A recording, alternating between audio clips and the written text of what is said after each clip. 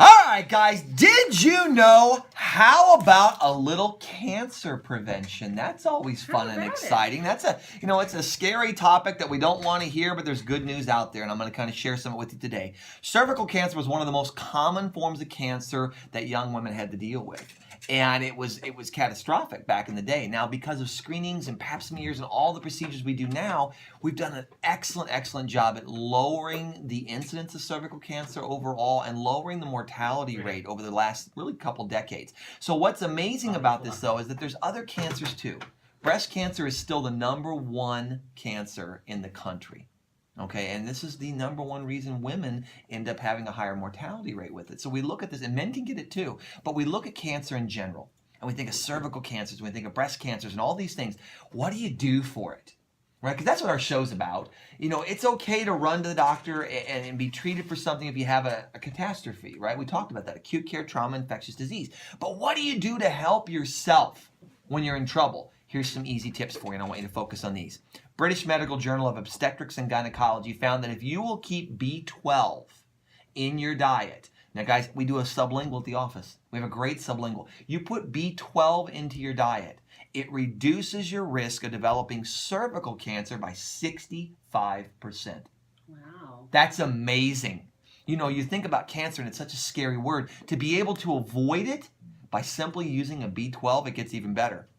The journal out of Harvard University found that if you eat tomatoes and the lycopene that's in there, but you got to eat the tomato. You can't just take lycopene as a supplement.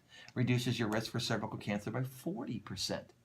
British Medical Journal also found that if you can throw in berries, frozen berries, blueberries, strawberries, cherries, raspberries, guess what? 31% more.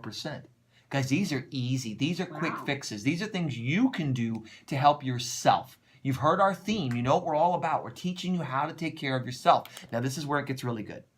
#1 thing for all cancers across the board.